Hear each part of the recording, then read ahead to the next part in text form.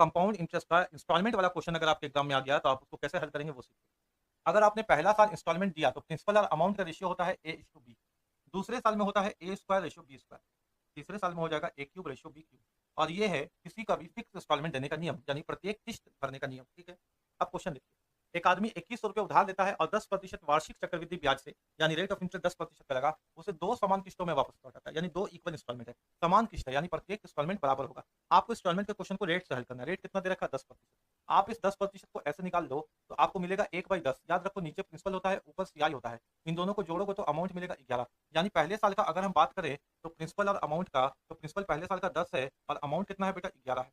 दूसरे साल का बात करें तो दूसरे साल का 10 का स्क्वायर हो जाएगा और ये 11 का स्क्वायर हो जाएगा, क्योंकि इंस्टॉलमेंट ऐसे ही चलता है। अच्छा एक बात समझो कि प्रत्येक इंस्टॉलमेंट बराबर है। अगर पहला साल 11 का इंस्टॉलमेंट दिया तो दूसरे साल 11 का स्क्वायर का इंस्टॉलमेंट दे दिया, लेकिन इंस्टॉलमेंट को बराबर करना होगा। यानी यहाँ पे 2 बार 11 है तो यहाँ पर भी 2 बार 11 होना चाहिए। अनुपात का नियम ये कहता है कि अगर LHS में 11 का गुना हुआ तो RHS में भी 11 का गुना होगा। यानी यहाँ से तुमको जो प्रिंसिपल और अमाउंट का रेशियो देखने को मिलेगा, प्रिंसिपल 11 गुना 10 110 हो जाएगा, अमाउंट 11 का स्क्वायर 121 हो जाएगा और प्रिंसिपल नीचे 10 का स्क्वायर 100 हो जाएगा और अमाउंट 11 का स्क्वायर 121 हो जाएगा। प्रिंसिपल यहाँ से कुल तुमको मिलेगा 210 और ये मिलेगा तुमको 242। ये प्रिंसिपल का रेशियो हो गया, ये अमाउंट का रेशियो हो गया। इन दोनों का अंतर निकाल दो तो 24 में से 21 गया 3, ये तुम्हारे चक्रवृद्धि ब्याज का अंतर हो गया 32। अब जरा देखो कि क्वेश्चन क्या बोलता है वो देख लो। क्वेश्चन कहता है एक आदमी ने 2100 रुपये उधार दी। उधार का मतलब प्रिंसिपल, प्रिंसिपल 2100। तुम्हारा जो प्रिंसिपल अनुपात में आया वो कितना आया? 210। यानी जो 210 है वो 2100 के बराबर है, 2100 के बराबर है। तो पूछा प्रत्येक किस्त कितने का होगा? ये है प्रत्येक किस्त, तो 121 दिख रहा है ना, प्रत्येक किस्त 121 किसके बराबर होगा ये पूछा गया है। जीरो से जीरो हटाओ, 21 से काटो 10 बार में, क्रॉस मल्टीप्लाई करो, क्वेश्चन का आंसर मिलेगा 1210। यानी प्रत्येक जो इंस्टॉलमेंट होगा